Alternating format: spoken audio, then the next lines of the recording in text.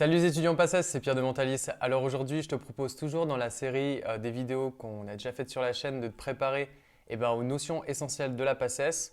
Aujourd'hui, je te propose de faire de l'UE3. Les notions que je te propose de voir aujourd'hui, elles concernent les changements d'état d'un corps pur et aussi les notions de pression de vapeur saturante. Alors je vais t'expliquer tout ça, t'inquiète pas, on va se retrouver tout de suite dans l'espace membre du programme Transition de l'UE3. Je te mets le lien en description si ça t'intéresse. Je te propose de commencer tout de suite. Allez, c'est parti. Donc ça y est, on se retrouve dans l'espace membre du programme Transition de l'UE3. Donc aujourd'hui, ce que je te propose de voir, c'est la fiche numéro 4, les changements d'état et la notion de pression de vapeur saturante. Alors concernant l'état d'un corps pur, en quelques mots, les variables P et T définissent l'état d'un corps pur. Donc il faut savoir que la pression et la température vont définir l'état de ce corps. Je vous ai mis ici un petit diagramme qui représente en fait les différentes transformations possibles d'un corps pur. Donc on a le passage de l'état liquide à l'état gazeux qui correspond à la vaporisation. L'inverse sera la liquéfaction.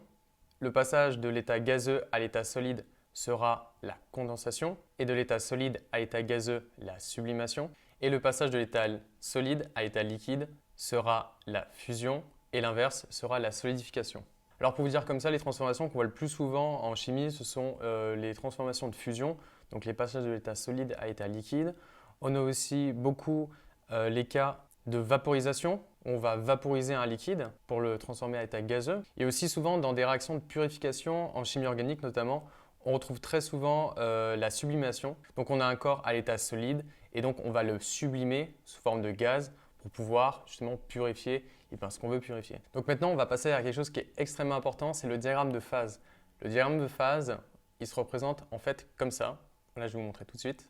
Donc on représente ici la pression en ordonnée et sur l'axe des axes, on représente la température. Donc voilà, pour chacun des composés physiques, on peut représenter son diagramme de phase sous cette forme-là. Donc on va voir ensemble de quoi il est constitué. Donc déjà sur ce diagramme, on a trois courbes qui sont remarquables, qu'on nomme les courbes de fusion, de vaporisation et de sublimation. La courbe de fusion, en fait, c'est la frontière du passage entre l'état solide à l'état liquide ou de l'état liquide à l'état solide. Pour la courbe de vaporisation, c'est la frontière du passage entre l'état liquide et l'état vapeur ou de l'état vapeur vers l'état liquide. Et enfin, la courbe de sublimation, c'est la frontière du passage de l'état solide à l'état vapeur ou l'inverse, de l'état vapeur à l'état solide. Donc je vais vous remontrer ici sur le diagramme directement. Donc vous voyez ici, on a la courbe de fusion. Alors ici, on a le diagramme de phase de l'eau, il est un petit peu particulier, on va voir ça plus tard, je vais vous expliquer. Alors, on a la courbe de fusion ici, on a bien la courbe de vaporisation à la frontière entre l'état liquide et gazeux. Et à la frontière en état solide et gazeux, on a bien la courbe de sublimation. Sur ce diagramme, vous avez sûrement remarqué qu'il y a deux points remarquables. Je les ai mis ici en rouge, ici, ici, ici. Alors ce sera le point critique et le point triple. Alors quelle est la différence entre ces deux points ? Alors le plus facile déjà, c'est de commencer par le point triple. Alors tout simplement, le point triple, c'est l'intersection entre les trois courbes qu'on a vues tout à l'heure, entre la courbe de fusion, de vaporisation et de sublimation. En fait, ça veut dire tout simplement que si on réunit les conditions de pression et de température ici qui correspondent à ce point, on est dans un état où l'élément coexiste sous les trois états simultanément. C'est assez incroyable.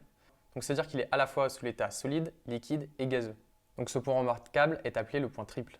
Et ensuite, on a le point critique.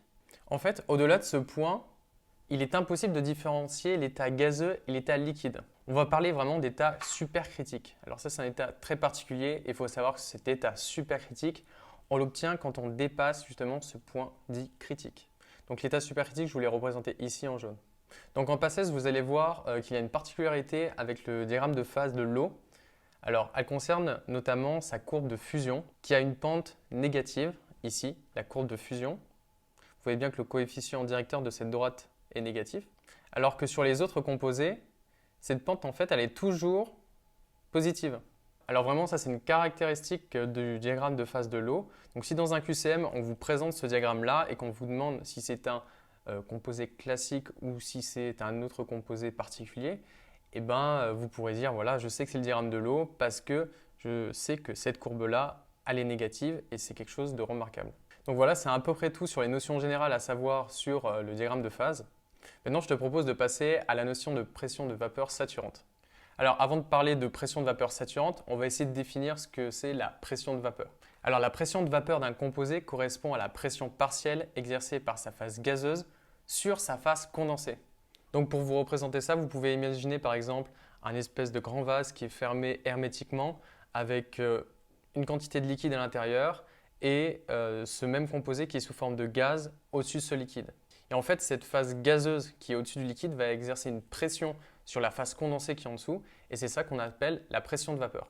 Donc maintenant, la pression de vapeur saturante, qu'on note PS, est une pression à l'équilibre qui dépend de la température. Alors qu'est-ce que ça veut dire? Ça veut dire que pour une température donnée, on aura une pression de vapeur saturante pour un composé donné. Et à l'équilibre, qu'est-ce que ça veut dire? Ça veut dire qu'on aura autant de phases liquides que de phases vapeur. Donc pour illustrer cette notion de pression de vapeur saturante, on peut utiliser un diagramme qui ne représente pas la température. Et ce type de diagramme particulier est appelé le diagramme de Clapeyron, que je vous ai représenté ici. Donc vous voyez ici qu'on a la pression ici en ordonnée et en abscisse, on a le volume massique du composé en question. Et la transformation de la matière, quand on fait varier ici les conditions de pression, va se faire à température constante. On parlera de transformation isotherme. Donc je vais essayer de zoomer pour que vous voyez un petit peu mieux. Donc ici vous êtes liquide, ici vous êtes à l'état vapeur et ici vous avez un palier de liquéfaction délimité ici par deux points remarquables qui sont le point d'ébullition et ici le point de rosée. Et dans ces conditions ici de pression, donc au niveau de ce palier de liquéfaction, on sera au niveau de la pression de vapeur saturante. Ça veut dire qu'on sera à l'équilibre entre l'état liquide et l'état vapeur. Donc qu'est-ce qu'on peut en déduire de tout ça? Eh bien, si on se trouve à une pression inférieure à la pression de vapeur saturante du composé, eh bien, on aura la phase gazeuse qui sera majoritaire par rapport à la phase liquide. Vous pouvez vous imaginer que le système est lâche, donc forcément, on a moins de phases condensées, on a plus de phases gazeuses. A l'inverse, si on impose une pression qui est supérieure à la pression de vapeur saturante, eh bien, on va se retrouver avec plus de phases condensées. Donc, la phase liquide sera majoritaire.